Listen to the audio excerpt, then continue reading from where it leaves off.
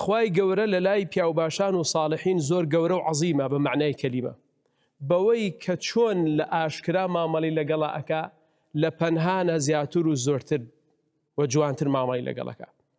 نمونەکەی ئیمامی عومەر ڕەزا و ڕەحمەتی خوای لەسەر بێ، عەبدوڵای کوڕی ئیمامی عومەر کە سوبحان الله ئەم کوڕ و باوکە هەمان چیرۆکیان لەسەر هاتووە کە کاتێک ئەم پیاوە ئەسوڕێتەوە لە ناو مەملەکەتە، شوانێک ئەبینێ ئەڵێ وەرە مەڕێکم پێ بفرۆشاڵێ من خاوەنی نیم، ئەڵێ باشە بە خاوەنەکەی بڵێ گورگ خواردی، ئەڵێ نەکدانەیەک بڵێم هەمووی گورگ خواردەتی باوەڕم پێەکە.